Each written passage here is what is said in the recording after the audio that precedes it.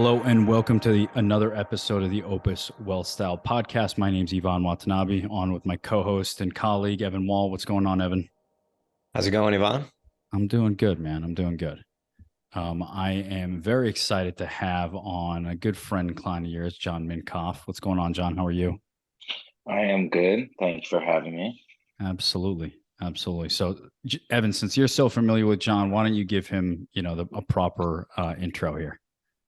I'm going to keep this brief, but let's see if I get this right. Jon, co-founder, CFO, CIO of ASH NYC, private equity real estate developer. How's that? That's pretty close. That works.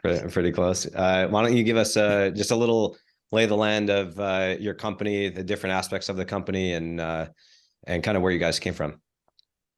Sure. So our company is more and more strategically kind of positioned as a holding company, but we operate the companies that we hold.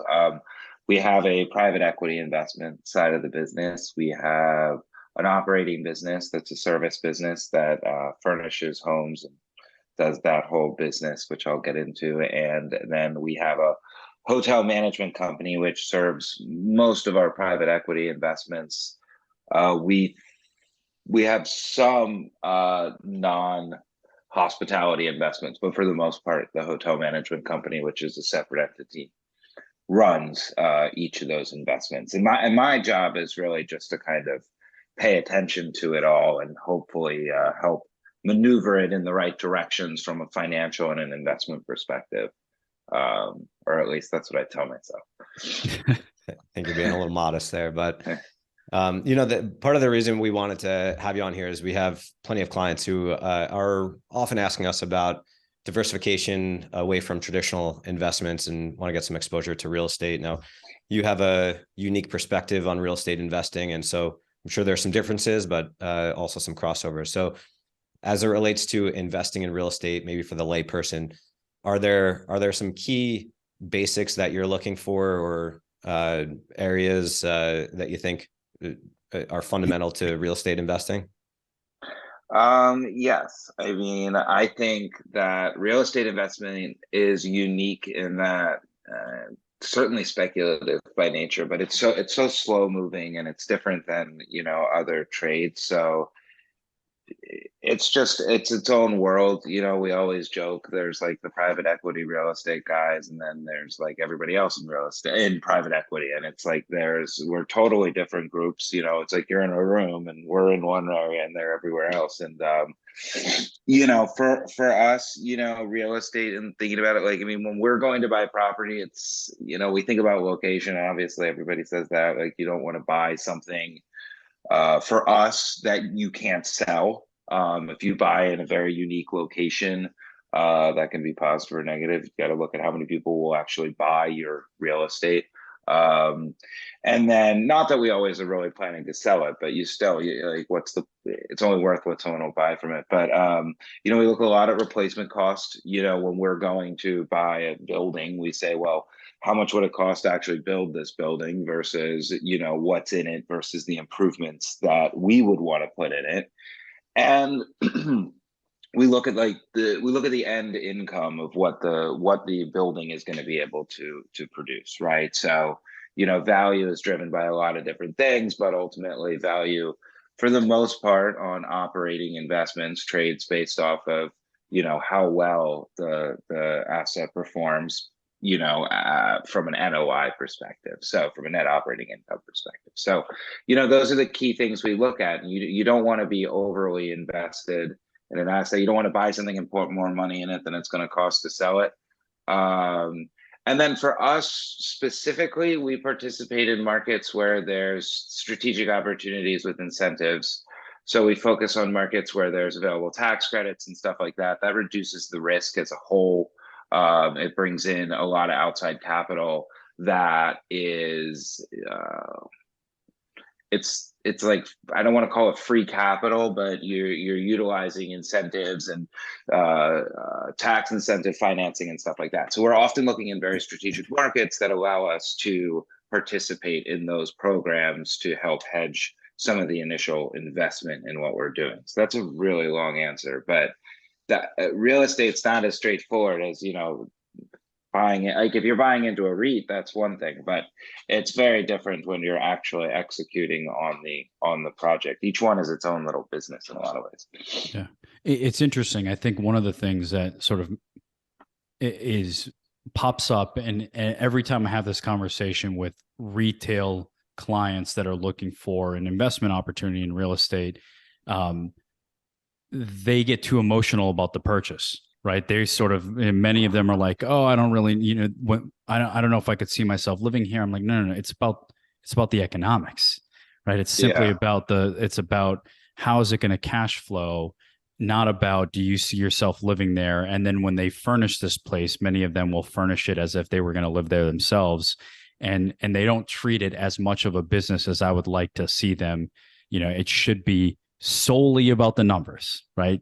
Is this a good investment? Can I maximize on this thing? Not, do I see myself here and could I envision myself, buying this? I think that's right. I mean, I think there is still a huge gut part about real estate. You got to know you're buying something that makes sense, that's like will be appreciated by people because it still is like a tangible asset. But yes, I think that, investment real estate and personal real estate are two totally different things in my mind. I don't look at the house I live in as a investment. I hope that it's worth more money. Granted, it does have a rental unit in it, but I don't, I think of it as my home. I don't think of it as a real estate investment. It is by like default, but like it's not a business choice to earn an income, right? And so, I highly separate. We started our business with the idea of buying real estate, figuring out what is the highest and best use for it, whether it was a piece of ground, whether it was a building that already existed, whatever it is. And you say, what is the highest and best use? And you have to be able to basically, 1 + 1 has to equal 3 at the end of the day. Otherwise, what's the point of taking the risk? So, I think that's very much about looking at real estate unless you're doing a passion project. The problem with it is there are guys out there that do passion projects, and there are guys out there that you basically can't compete with because they're playing in a different game. But that's the nature of everything, there are investors, particularly in hospitality, that will make investments that don't make money. Gotcha. Just because they love what they're doing. I mean, like they'll end up making money, but they have so many like less different obstacles, right? Like they won't finance things. They'll just do them all cash. They'll do stuff that most people would be prohibitive because the return on the risk is not as where we're looking at a 20+ return as a minimum threshold because it's a high risk investment. These guys can be patient on a 6% return over time. It's, wealthy families do it. You just see it, you see it like you think of any of these corporate companies, right? They have a family member in there who wants to own cool real estate. They compete, in that world. But for the most part, it has to deliver, When you're doing the assessment over the last sort of 2-3 years during COVID and the cost of goods increasing substantially, how's it changed like the mechanics of your analysis with, like you said, can we replace this thing if we wanted to start off and buy it from new, or fixing it up? Has it shifted your approach when you're making these investments over the last couple of years, or has it been, have you found one a little bit more frequent than the other? How's it been shifting it?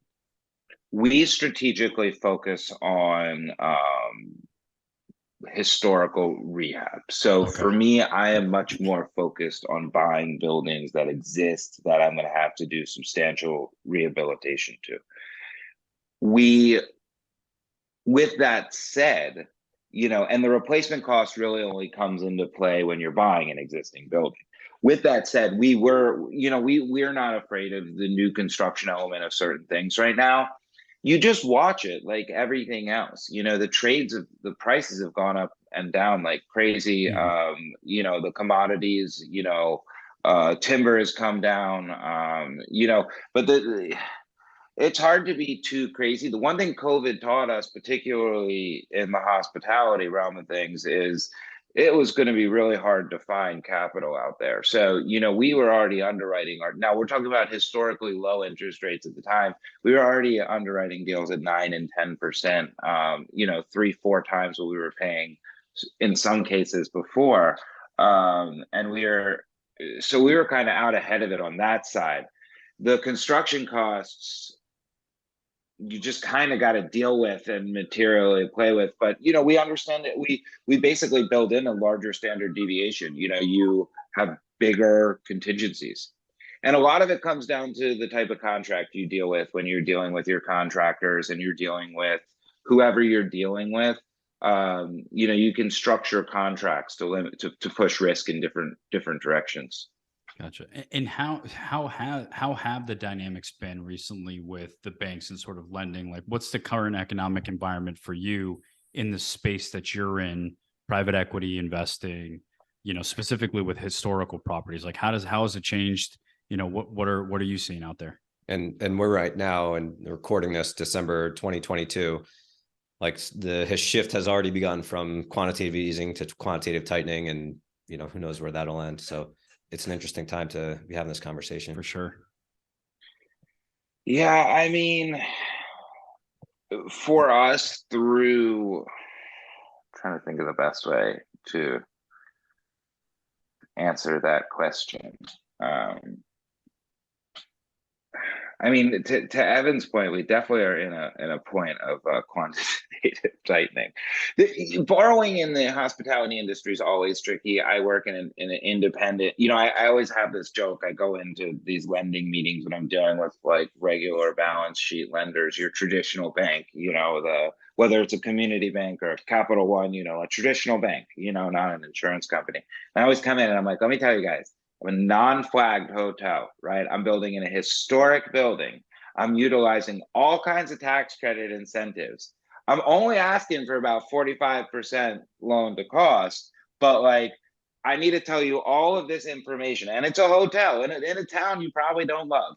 But like, I'm like, if you guys are into that, I am your customer, and I always put that out there because it's hard for me to finance products anyway. For all of the independent bankers that are listening out there, maybe, Jon is in the market to find cheap capital.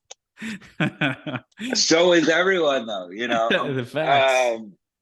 Mine is harder for the capital markets guys to place. I was joking, and I won't mention who they are, with my debt broker who handles a lot of my capital markets needs. I closed on this loan in New Orleans today, actually, and I was joking with him. Thank you.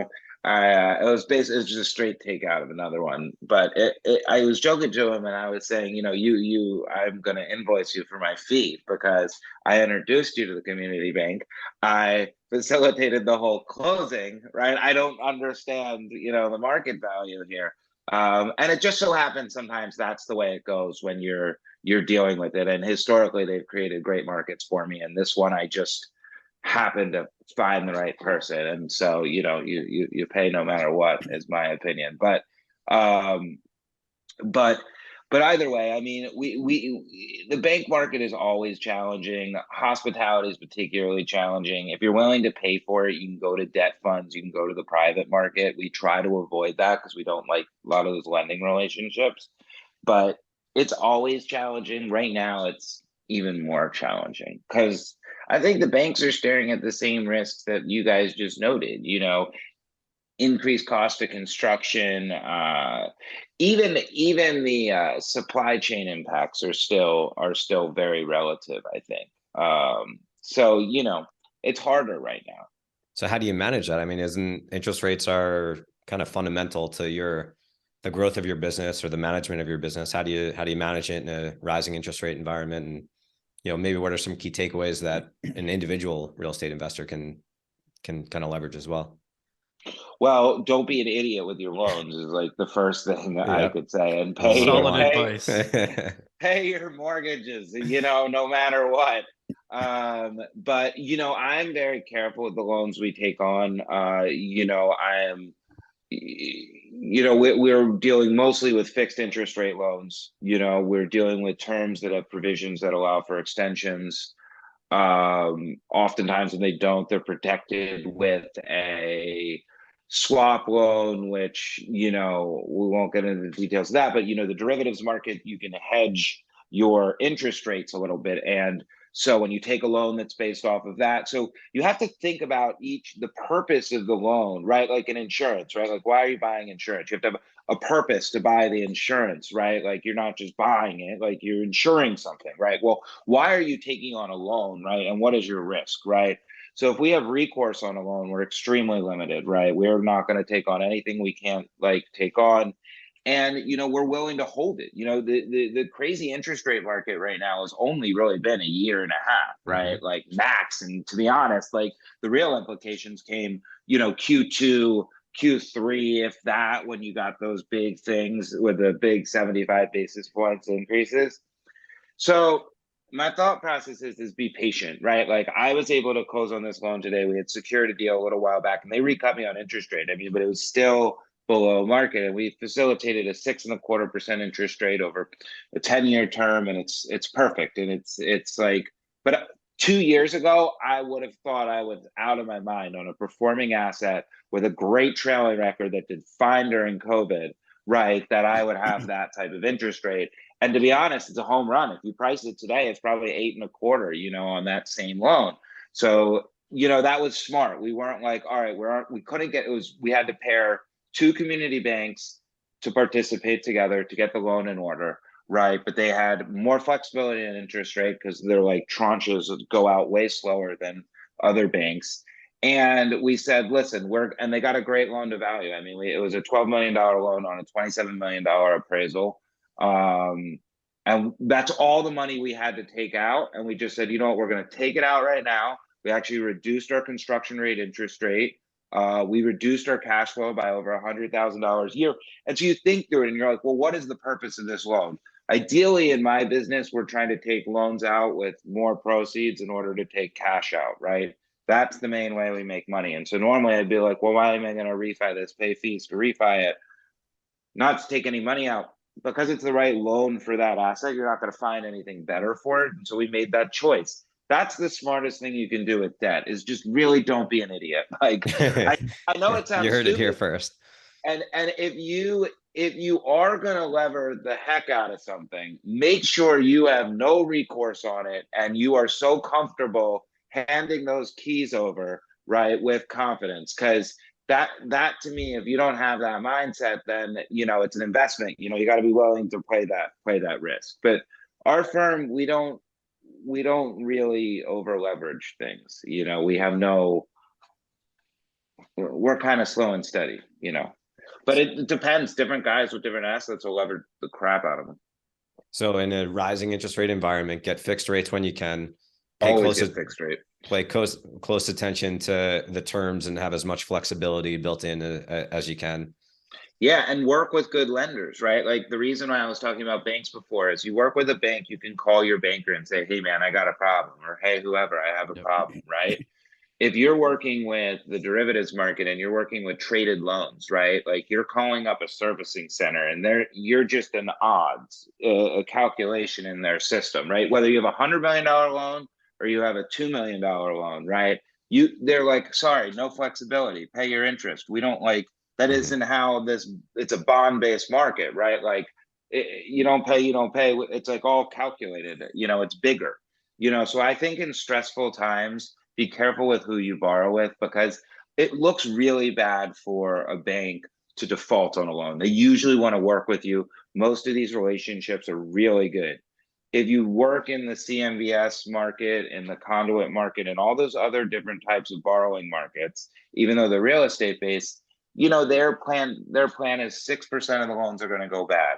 10%, they have all these calculations. They don't care about, the asset or the relationship.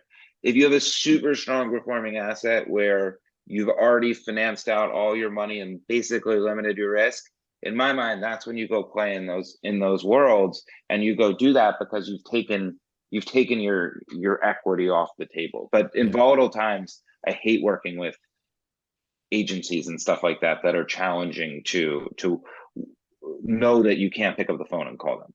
Yeah, I think one of the things that I've learned recently, and you're sort of elaborating on the point, is you want to be in as much control as you can about how you're getting access to capital, right? Because if you don't have great relationships and you didn't set that up during good times, or you didn't have, solid performing assets, or you didn't have, assets to go to even leverage appropriately when things are going well, you can't then go ask for the money, right? It's really difficult to try to go ask for something when the markets that you can't control and interest rates are rising and the environment is tough and you're not the most attractive buyer on the street.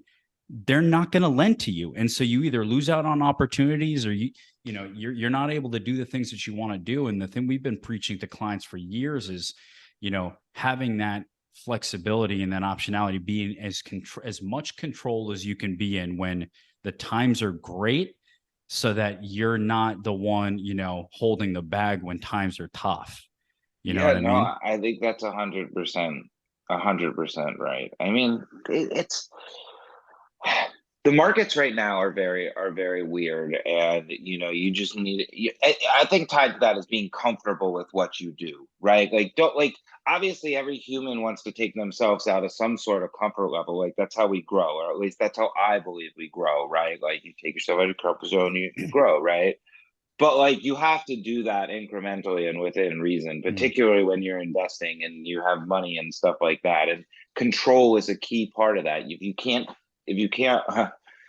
reverse a little, then that sometimes can be really tough, and especially if you make that decision. I mean, I look at all these people that must have lost so much money in the stock market over the last like so many months, but like how much money they also made or thought they made, in the historical months. And I say, like, these people were so happy and they're so quick to be like, look, I made that, look at all my money, right? And then it was, but then when it goes away, right, it's like, I can't believe my money. It's like, it was never there. Like, it's not like you're losing money. You're just back to where you started. I don't know. I think having those controls and being smart is wise. How much of your business would you say is trying to get a really solid understanding of the current interest rate environment, but more importantly, like where it's heading? Does that play a big role, or it's more so? No, it's huge. I mean, all of our underwriting, we spend so much time as a group on the investment team just talking about like, where should rates be? Like, is it really like smart to think you're going to have a 9% interest rate in 4 years? Like, that just doesn't seem practical, right? Like, the purpose of high interest rates right now are to slow the economy, not to maintain the economy. Our world exists, as I understand it. I'm not, other than what you read, right? We're kind of like this, like 3 to 5, 6% like world of interest rates. That's how our economy is like kind of supposed to work, right? Like, that's what they're always striving. And when it gets too hot, they crank up the rates, and and they bring them down to stimulate stuff to create growth. So for me, it's like, I kind of keep in the back of my mind that, like, if that's how it's supposed to work, right? Like, right, wrong, or indifferent, right? We have to kind of keep that in mind. So we got to say, like, if we're here today in all practicality, right, the market's going to continue. And they just noted, right? Like, we're still going to do this, but they just did it at 500 basis points, right? I mean, at 50 basis points. 500, so markets would be in turmoil. Yeah, that would be terrifying. That would be like a third world country situation. But it's I think that, I look at time and I say, once you get out a certain amount of time, it's like, if you're looking at the 10-year treasury, right, it starts to, like, you got to balance it out and bring yourself back to kind of that normal. It's just, I really think in 3 years, we're always talking about what's it going to cost to borrow? Can we get it?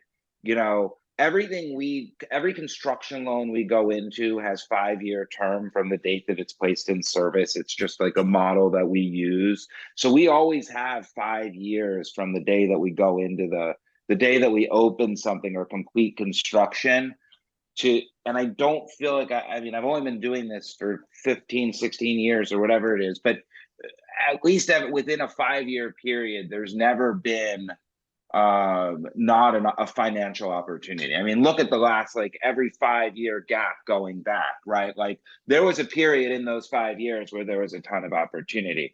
So if you make sure control that a length of time. So for us, it's really, interest rates are much more in today's world and less about the exit. You hold until the market is right to work within the financing market.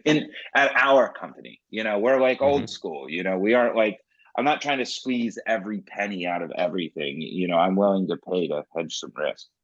Gotcha. And as a firm, where do you think that there's some opportunity going forward, in the private equity real estate market? Is it, any particular demographics that or geographic situations that you're seeing better than others? Any asset classes that you're thinking about that are better than others? Like, what are you guys seeing out there? I think you should go really long on office space right now in major downtown areas. No, I'm just joking. I'm being completely facetious Quite there. the take. I think that, like, office is a hard thing to swallow right now. I mean, unique office is like, okay, like, we're doing a small boutique office project for, like, it has little suites and stuff in it. It's kind of perfect for post-COVID office life. This project was started before COVID, but it's I don't know. It really depends on the market. I always like to go look in the markets like everybody else and say what's missing. I really focus on hospitality right now. So for me, if the city doesn't really have fundamentals that support hospitality, it's not as of interest to me currently. But I think fundamentally, I think that if you're going long on real estate, you can stay in major cities. There's nothing wrong with that. In major metropolitan areas, the suburbs that surround it. If you're trying to make money relatively quick in real estate, under 5 years, you have to be in emerging markets. And I think there's a few of them. I mean, I think in hospitality, there's certain areas even in Los Angeles, but I like cities that are not primary cities. So, I think there's a lot of opportunity in Philadelphia right now. If you go internationally, I think there's a lot of opportunity in Montreal right now. In the Midwest, I think there's opportunity in Kansas City. You kind of have this Kansas City, St. Louis, like, duel, and Kansas City's clearly winning that one, from what I can tell. I think in the South, Florida's interesting. I think Miami has a ton of great hotels, but I think in the South, I like if you consider Florida the South. I actually like kind of the Palm Beach type area if you're going to be on the East Coast side, because it sits in an interesting area. All of these are kind of like tired, but have underlying fundamentals of cities that I think make sense right now. I just did a project in Baltimore. I have some apprehension about that city. I wouldn't go hard on that, but I do love Richmond. We're building a hotel there. I think fundamentally that's a really interesting place. I think looking at places that have core service business, banking, or any main driver like that, are gonna be your strongest bets. Strong education, strong academia, that's always what we're focused on. But those are kind of the list of the cities that I'm like, on Twitter, I would say I'm more actively chasing down to see what's going on there. I don't know if you guys get on like the Twitter hole, but like you're like, all right, and then you start like in real estate, you get into cities and what's going on there, and then you like start to follow people there, and so it's kind of interesting. How do you, when you look at a city like or sort of Florida, for example, and all of the natural disasters and sort of the concern about the frequency of hurricanes and severity of hurricanes, how do you factor that into your models? Like the cost of insurance does it for you. Got it. Yeah, I mean, because the cost of insurance down in the Florida is insane, wild, absolutely. I have a property wild in Louisiana and New Orleans. I mean, it's a joke. Yeah. I mean, I pay 3 times what we pay for insurance down there relative to what I pay for it in the Northeast, or in the Midwest, like North Midwest. It's insurance eats it up, but you just, the good thing about the insurance market, even though it's going to always be kind of crazy, is you can price it relatively quickly, right? You call your insurance broker, listen, I want to build a hotel there. They'll quickly be like, it's going to be X dollar per key, very quickly, and you're like, all right, I have to factor in X percentage of the budget. But it is mentally on my own, like from like a personal perspective, I would prefer not to invest in, I'm torn because I don't want to invest in areas that like natural disasters are going to take over, but like culturally so many of these places are super important to like our country and stuff. And like New Orleans is a great example, right? Like there's so much like amazing culture there. Granted, like how long will New Orleans like actually be around? But like, so you know, it's kind of this like short-term, long-term thinking. Ideally, like, you know, I would like to invest in environmentally safe places, but the truth is, I mean, hospitality and a lot of the fun places aren't like that. You know, that's why people Right. went to them. You know, they're the coasts and the, you know, it's you know, it's interesting, you know. That's awesome. And then the good areas that aren't at risk are oversaturated. Like so that's kind of the issue. So maybe a little bit away from real estate and more about just business management, and then we'll wrap up in a little bit. But now that, you know, for what, about a year now, we've been hearing constantly that there's a coming recession, or maybe we've been living in it. How are you structuring your businesses differently, kind of foreseeing that, whether that comes to fruition or not? I would say that over the last like 2 quarters, whether it's through anecdotal observation or market performance within some of our companies, less the hotel levels, we're tightening. You know, we're just getting rid of residual. Like, I hate, like, people are so important to what we do, right? So you always got to kind of like asterisk that, like, when you have this conversation, right? So I mean, no disrespect to any person, employment or employee or anything, right? So I kind of put that caveat out there, but you really got to look at your team and you got to see who's the most necessary and how much money you're spending on each person and where they're doing. I mean, personnel is huge for us. It's just a huge line item. We have a ton of employees, right? And they do a lot, but you know, we've spent a lot of time now looking at each one and understanding who's delivering value, who is growth factor, who is imperative to the company culture, right? Like if you have two people that do basically the same thing and you want to consolidate them, well, you want to get rid of the person that the other people don't like. You know, even if they're even slightly better at their job, if it's relatively equivalent, right? Because like when you fire someone or you terminate a position or get rid of a department, you need your teams to come closer together sometimes. So, you know, we've done a lot of it. You know, we've thought about expansion in additional real estate that we often take on. When I say that, I mean like office space or show houses or stuff like that, particularly in my other business, in my service business, my staging business, where we model homes for people before they market and then sell them. Definitely tried to trim down to make sure, you know, we don't see a huge growth year next year. So we're like, usually we're hiring ahead because that's a growing business and it's kind of gone up double-digit revenue every year. So we've continued to invest in it. But like this year, we're like, no, we're going to hold back and we'll let the market dictate. We'll let market triggers bring people in versus planning ahead.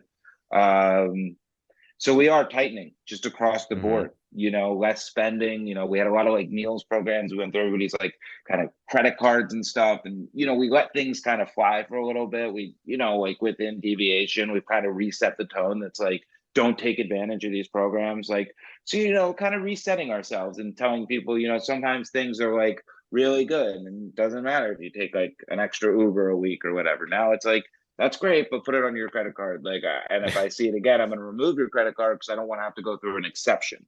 You know what I mean? And I know those are little things, but they really do add up, like month over month, when you start to drill down on them. And again, I don't know if it's what you're reading or anecdotal or what it is, but it has been pivotal for us. But it's kind of like spring cleaning again. That's where like I go back to like this idea of like I don't want to disrespect the people, you know, but it's spring cleaning. You know, we gotta clean up. The market's been really frothy through COVID, and every time things started to be weird, everybody got a $500,000 check from the government to pay everyone or whatever you're making just showing up, right? Well, they aren't coming anymore. I mean, so, you know, people, you know, I think got a little bit too comfy and got a little too like, oh, I feel bad, it's COVID, I don't want to put people out. But like now we live in a COVID world. We don't live in that world, you know, and it is what it is.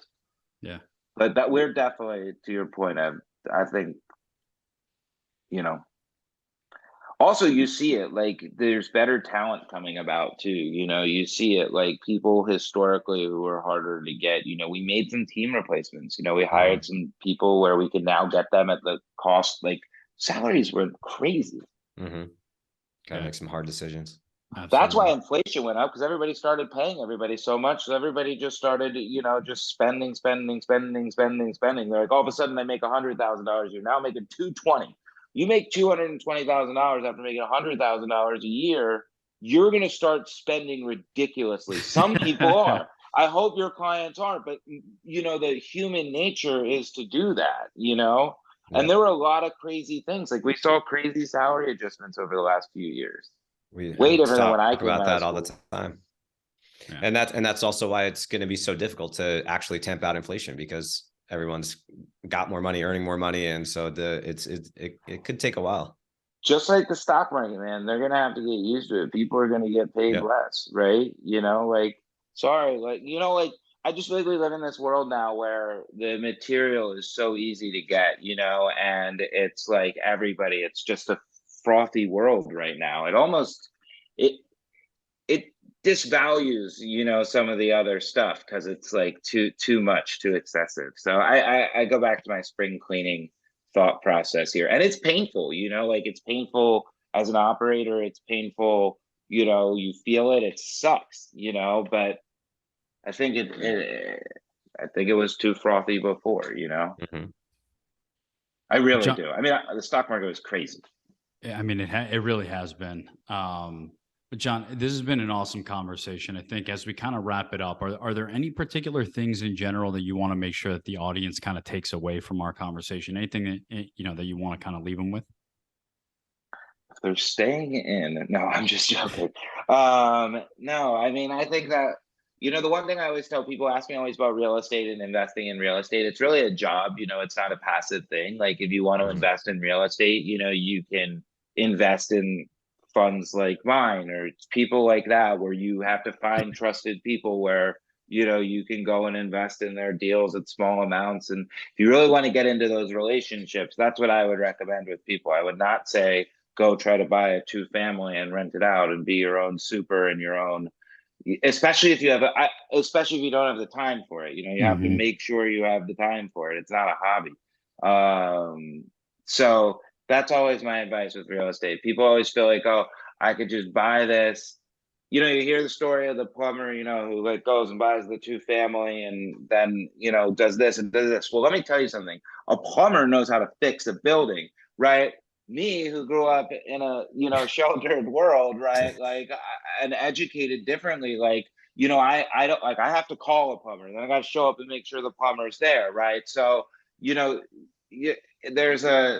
it's hard, and it's illiquid, but if you like it, it can be fun. It's just a full-time job. You need to figure out a way to marry it with a real job at the same time, particularly in the beginning, because it takes forever to start paying off. Yeah, I appreciate that. Jon, where can the listening audience find out a little bit more about you and sort of ASH NYC? I would say if you go to ash.world is my main company, and you can kind of see everything that goes on there. It's really focused in the hospitality world, and ashstaging.com, which is also on the website, really talks about our other business, which is another interesting thing that we do. Awesome. Well, Jon, appreciate you being on with us. I know the listening audience got a ton out of it, and hopefully we'll get a chance to discuss a little bit more about some of the other businesses coming up soon. Cool. Well, I appreciate you guys. And this is really fun. It's always nice talking to you guys, and all good. Awesome. Well, and thank you to the listening audience. We will let you know when new podcasts come out going forward. Please click subscribe below, so you'll be on the next notification when things pop up. Talk soon. Be well.